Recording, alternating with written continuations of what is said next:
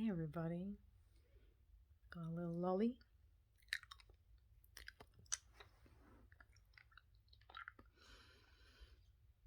Ooh, I'll let it focus. So, I know it's been a little while since I saw you guys last. My apologies. It's been, I don't know, has it been an eventful month? Kind of.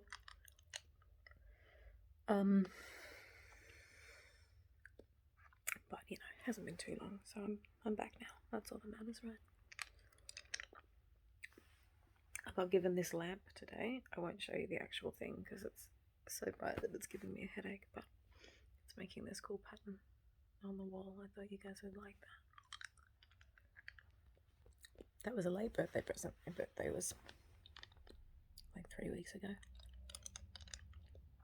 at the start of October. But because of lockdowns and stuff, package deliveries have been super delayed for everybody, and so I've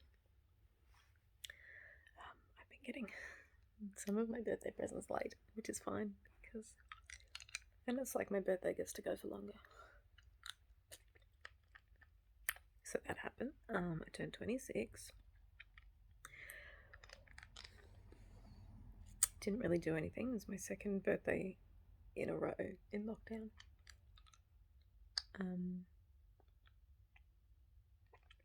I saw my parents. They both dropped by separately and had a chat with them on the porch. Socially distanced, of course. Yeah, it was pretty low-key. I wanted to go to Luna Park. That was my dream for my birthday this year. Luna Park is just this little dinky theme park near the city. I guess it's kind of like, I don't know, Coney Island or something, where it's all like it's super old and a bit run down and probably haunted. Anyway, I've only ever been there once and I really want to go again. But fortunately, I'm happy to say things are finally starting to open up again here in Melbourne. We did officially break the record for the world's most lockdown city. We hit something like 272 days. Not in a row, but all up since March of last year. So that's fun. Nice to be known for something. My partner and I were supposed to go out for dinner tonight. Just sort of, I made that reservation like a month ago, not knowing we didn't have a reopening date or anything yet. It just so happened that I booked tonight, which is when the restaurant is reopening again for the first time. So I imagine it's going to be pretty crazy in there. And that wasn't quite the vibe that I wanted. I just wanted a nice, quiet dinner out somewhere, but I think it's probably going to be pretty rowdy tonight considering it's their first night open again in a long time. Which is fine, it's just not what I wanted. So we cancelled that and we're going to have oven pizza instead.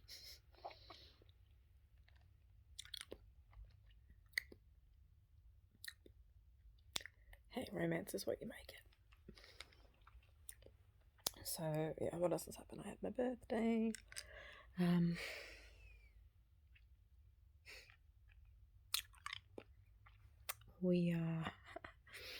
I have this story to tell you. And, please don't judge me too harshly until you hear all of it. My partner and I have been wanting a dog forever. Since we first got together, we were like, eventually we want to get a dog together. And yeah, that's always been the plan. We've been on waiting lists with shelters because we want to rescue. And because of lockdowns and everything, it's just been impossible to get in to see anybody or meet anybody about a dog, until one day about like a month and a half. No, can't have been that long ago. When was it? It must have been the start of October, so like 4 weeks ago. We got a call saying that there was a dog available, and we could go meet her that day if we wanted to. Like, they just got her in. She's a greyhound, an ex-racer, I think, which is what we were looking for. We really wanted a greyhound. She was young though. She was only like a year and a half old, which was really should have been a red flag there, because we wanted an older dog, bit less energy, like us. But we were just so excited to, like, we've been on these waiting lists for months, and not so much as a phone call back, and here we were being told we could go meet this dog in the park today. So we were like, yeah, of course we're going to do that. And in hindsight, I think we probably got a little bit carried away in the moment. Possibly a little bit too overexcited. But anyway, we went and met her. And she was beautiful, and they were warning us on the phone. They were like, just so you know, she's got a bit of anxiety, new places, new people, that's something to be mindful of going forward. And we were like, okay, interesting, we'll see how she goes when we meet her. And when we met her at the park, and she was beautiful, and she was so friendly, and let us both come up and give her a pat and a cuddle, and yeah, she was awesome at the park. And we were having a chat to the lady who was fostering her, and she was saying the same stuff about, she does get anxious, and she's on doggy Prozac, although it hasn't kicked in yet. And yeah, she's gonna, she gets separation anxiety, and she's a bit afraid of cars. And it's going to take a few days for her to want to go on a walk because she's scared of new places. And so we were like, okay, that sounds a little bit full on, but I think we can handle it. This dog seems to really like us, and we fell in love with her at first sight at the park. She was amazing. And then we got in the car and we were like, should we just do this? Should we just go with our guts and just say yes and take this dog home?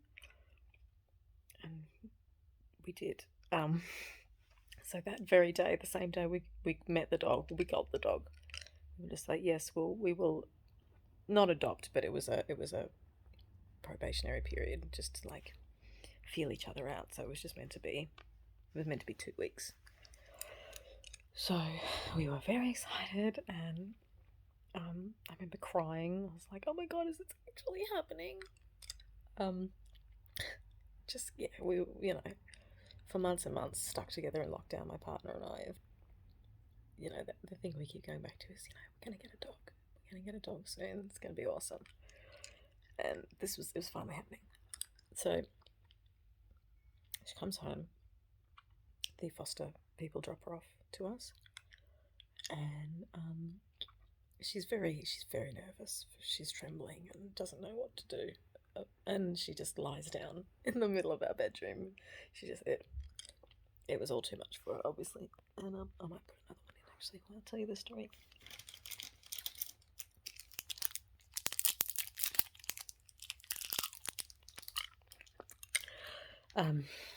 Yeah, so first day was like, by the way, he and I have never been adult dog owners before. We both had dogs growing up, but this would be our first dog to train together, So we were mindful of that, and that's why our criteria was like maybe an older dog who's already had a bit of training, who already understands how to be a pet. But on that day, I think our senses left us a little bit. We were just so excited. We forgot about our own criteria. Anyway, so the first day was hard. She was crying a lot and was very confused, and the poor thing, yeah. And we knew that. We were ready for that. We were ready for the first couple of days to be rough, and, the foster people told us that it took them 4 days before they could take her out for a walk before she felt comfortable enough. So that was kind of our benchmark. We were like, okay, day 4, hopefully by day 4 she'll calm down a bit, because the first few days we didn't sleep at all because she was just crying all night. She was trying to climb up on the bed with us, which we didn't want her to do, because we've been reading that can lead to behavior problems. So we wanted to just try and keep it simple. not confuse her too much and just, you know, take it one day at a time. But she wasn't getting any better. Every day she in fact got worse. And new behaviours were coming up. She started digging at the couch, you know, threatening to put a hole in it. She was running around the house, like doing zoomies, you know, which again we were anticipating that. Then she started going to the toilet inside the house, which she didn't do for like the first 3 days, which was so strange. We were like, you know, on her first day she was going outside, and we were like, oh my god, that's great. That's, you know, we don't have to worry about her having accidents inside. That's awesome. But yeah, then on like day four onwards, she was going inside, and it was very bizarre because we were like, you know not to do this, but you are doing it, so you're obviously very anxious, because that's why dogs who are toilet trained go inside when they're stressed. So like, okay, you're getting more stressed, not less stressed. This is not good. And then around day 7, she starts getting aggressive with my partner, which she hadn't been at all. She'd been so friendly and lovely the whole week, and then on day 7 she starts like, you know, growling and but yeah, just suddenly being super territorial, and it was very strange.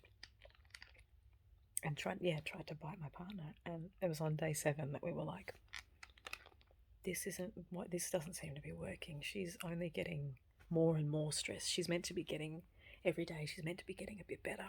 You know, that's what the people at the shelter told us. That's what everybody who owns a dog that all our friends and family we've been talking to, like, yeah, she should be starting to settle in. You know, the foster people were like, on day 4 we could take her out for a walk. She felt safe enough, and even on day 5, 6, 7 we could not get her. You know, my partner tried to get her out onto the street to have a walk, and she had just totally shut down. She was not. And we were on the phone to the shelter and the foster people the whole week, and they were very surprised. They were like, yeah, this is so unexpected. She wasn't acting like this with us at all, so we don't know what's going on. So we were very much out of our depth, and my partner and I were pulling our hair out, not getting any sleep, not, you know, somehow not making a very good environment for this dog, because she was just crying and howling all day. And I think it was on day 7, after she'd gotten aggressive, Matt and I looked at each other and we were like, do we need to rethink this? Have we made a horrible mistake? You know, what are we doing wrong here? And so long story short, little doggy did end up going back to the shelter, back to her foster parents before us, who I think are actually going to end up keeping her. This was really good. But we think we figured it out. There's a cat that's next door, who we didn't even really think about, because it doesn't ever go outside. But because greyhounds have such good noses, we think that she could smell the cat, and that's why she was never able to relax or stop stressing out, because she was just constantly trying to find this cat that she could smell. We don't know if that's really what it was, or I don't know. Either way, she was very, very unhappy in this house, and she was only getting more and more unhappy. And yeah, in the end, the people from the shelter said, look, we might need to take her back for a bit more behavioural training, because she's not behaving how we expected her to be when we put her up for adoption. So, but yeah, obviously Matt and I felt like total assholes. We were like, oh, this is just the worst way this could have gone. You know, and we didn't want to give up on her, so to speak. But it became quite clear after only a week that we were out of our depth, and she needed much higher level of support than what we were able to give her. Yeah, very sad. That was a very hard week for a lot of reasons, and yeah, we're both still. That was like 3 or 4 weeks ago. We're both still kind of depressed about it. So that sucked, and that's probably part of the reason why I haven't been uploading videos, because we've both just been in a bit of a funk after this dog fiasco. Yeah, so hopefully nobody judges us too harshly for that. Some things just aren't meant to be, and there's a reason they give you a trial period with a dog, because not every dog, likes every house, so we might try again in the future, but I've decided I want to go on a holiday first. That was my sort of, Matt was like, let's try again, let's get another dog, come on, let's just bounce back, and I was like, no, I need some time. I need to get over this hurt, and we need to go on a holiday before we get another dog.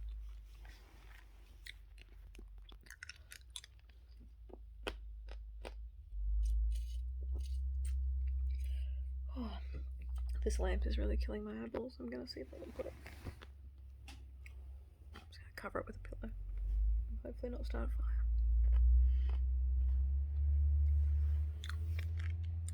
Yeah, so that's the dog story. What else has been going on? Yeah, God, I don't know.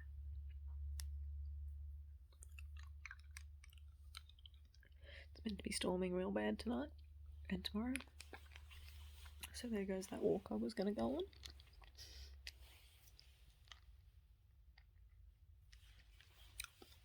Yes, I suppose I could walk in the rain, but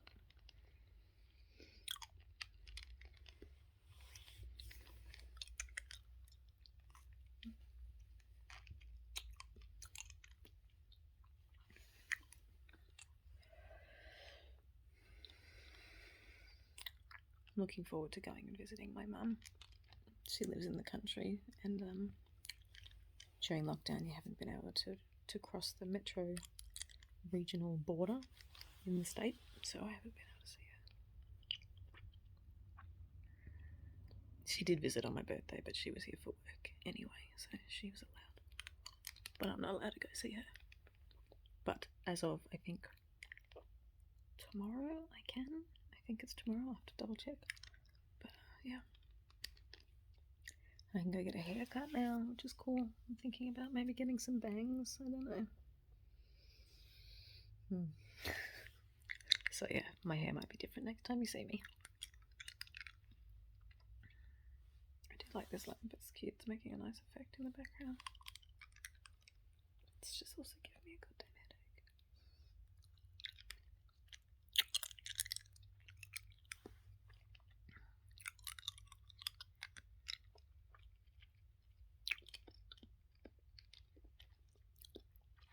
At work, we're having they're celebrating Halloween at work, and I'm not really a Halloween person because I'm Australian, and also my parents didn't let me celebrate it, so I just don't care. But I am going to be at work on the day that they're celebrating Halloween, and they told me to dress up. So if anybody can think of a really easy last-minute Halloween costume for me to do that is work appropriate, please let me know, because I can't think of anything.